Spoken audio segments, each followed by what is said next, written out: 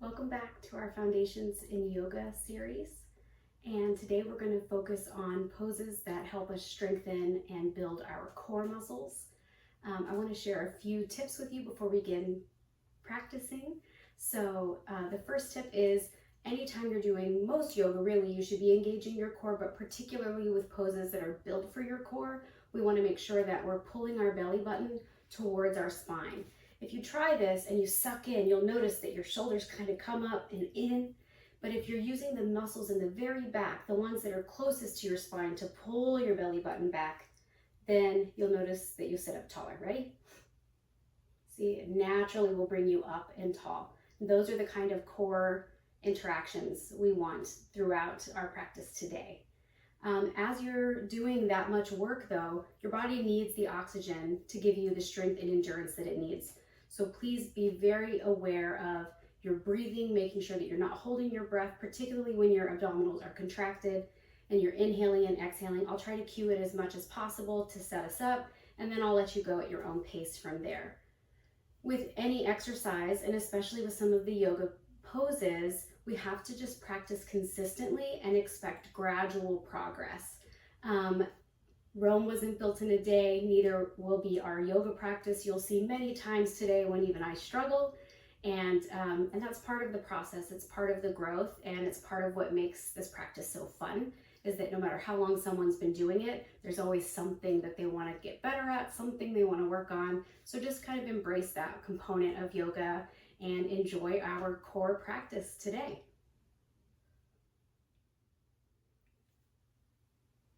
Okay, we're going to start from a seated position. I'm assuming that you've already gone and done the warm-up video. As always, you want to warm up before you really make any of your muscles work too much.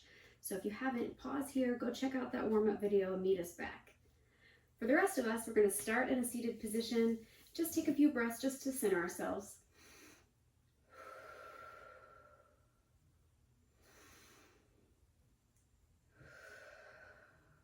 Okay. We are going to go through 4 core-based poses today, and as we go through each one, we'll do the main pose and then a couple of variations of that pose. So you can use these in different sequences and in different ways to achieve different results. We're going to start today with starting from our tabletop pose that we did in a former video, and we're going to do bird dog. From bird dog, we'll go on and do some cool stuff with dolphin, which is sort of a variation on downward dog. Then we're going to do some work in plank, and then we'll end with a few poses within the boat kind of family. So let's get started. All right, so to do bird dog, we're going to start in a standard tabletop posture, remembering that our hands are fully engaged, our arms are coming straight out of our shoulders, and our legs are straight from our hips, and we're pressing away kind of into our shins and feet and all the way away from the whole surface of our hand. So to do bird dog, as we inhale, we're going to press our right foot. We're going to kind of flex it and press it back, making sure that we try to keep our hips as level as possible, nice and parallel to the floor. And then our left hand will come up and reach forward. Just hold it there. Try to get a sense of where your hips are. Are you pressing into that left leg the way you should be? Are you pressing into your whole right hand? All right, exhale, bring it all down. Inhale, go out with the other side. Left leg presses up and back, right arm out in front. You're looking up. You can also look straight down if that's comfortable for you. I like to look at my fingertips. Feel where you are. Are your hips still parallel? Does it feel different on this side? So exhale and bring it back down.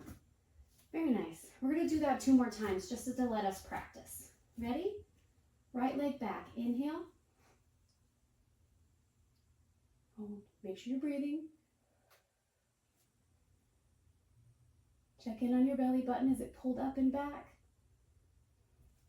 Whoop. Bring it down. Other side. Press back up. Other inhale. Exhale. Bring it down. 1 more. Inhale. Exhale. Inhale. exhale. Now, there are a couple of variations that we can do here, so let's try a couple of those. Back to our tabletop. This time, when we inhale and press out, when we exhale, we're going to bring our left elbow and our right knee kind of to touch each other in the middle, or as close to touch as we can. And exhale. Inhale back out. Exhale down. Other side. Inhale up. Exhale together. Inhale out. Exhale down. One more time to try that. Inhale, left arm up, right leg back. Exhale in. Inhale back out. Exhale down. Last one.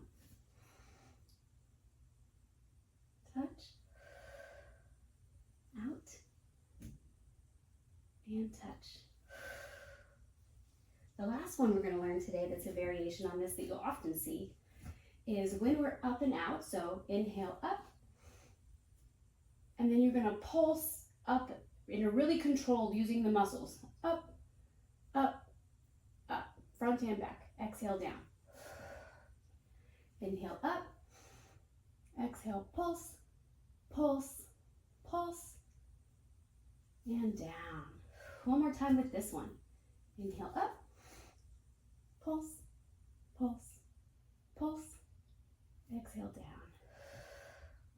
Again, inhale up. Pulse, pulse, pulse. Exhale down. Very nice. So you see, as you can see, there are a lot of ways we can use bird dog to wake up different balancing muscles in our body, and it can be a great posture to use throughout a sequence. It's also often used in a warm-up to help us prepare for balancing sequences that will come later in the practice. For now, let's move on to dolphin pose. To set up our dolphin pose, we're going to go ahead and come back to our tabletop, something we're really familiar with at this point in the series. So what we're going to do first is we're going to bring our arms down onto our forearms, pressing our hips up and back. And just kind of feel into this. Your arms should be straight, like a 90-degree angle, straight out, and kind of your elbows where the center of your chest is. And what we're going to do for dolphin pose is tuck our toes under, and then we're going to push our hips up and back, similar to how we would for downward dog.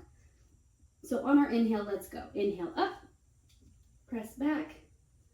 Immediately you can feel how this feels different in the shoulders and upper back. Go ahead and pedal your feet a little. Kind of get the feel for it. Press back a little more if you can. So this is our basic dolphin pose.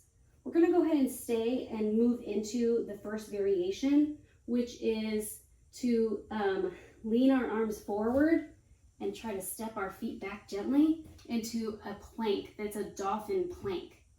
And then you can go back into your downward dog, come back into your plank, back into your downward dog. You can really give your shoulders a really strong workout like this.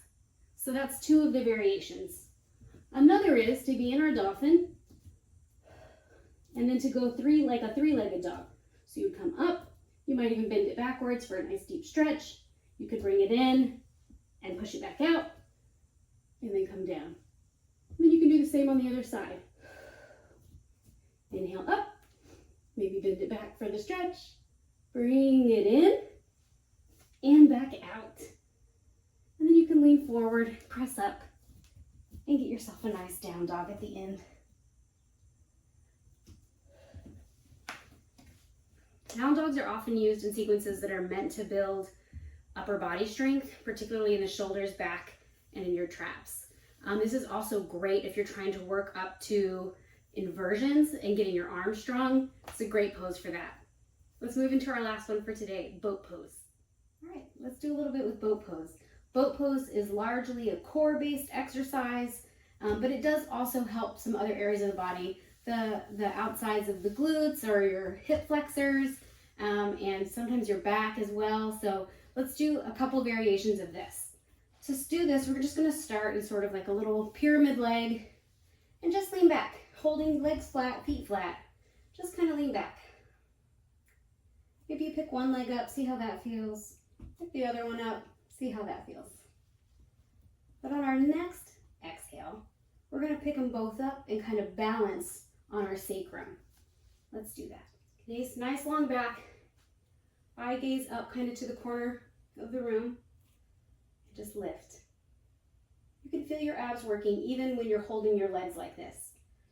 So this may be where we start, right? This might be enough to really give you a little bit of ab workout.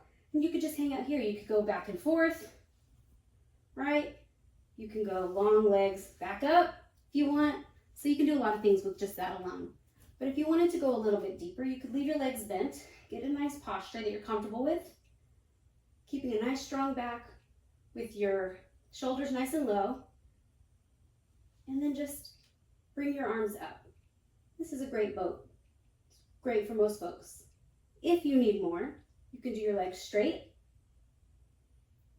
You can go back and forth. And those are all great variations of boat. That's mostly how I see them in classes, and I assume mostly how many of you do, but there are a couple of other ones that sneak in on me sometimes, and so I'm always interested in trying those. They're a little harder for me though, so let's give it a go. So when you do low boat, it's the same posture, you're just at a wider angle. So you're going to come pretty far down, then bring your feet where you're just kind of barely off, very shallow V, like so. And to make it harder, you could add a twist where you're trying to keep your legs still, but you're twisting back and forth. All of these are variations of boat and really fun ways to add some core work into your yoga practice. So in just this short time, we covered 15 variations total of 4 different poses. And I hope you found some that you really like and that you'll incorporate into your own practice, or that you'll understand when you see them later in some of our other videos. Thank you for coming as always. Be safe, be happy, be healthy, and come again anytime.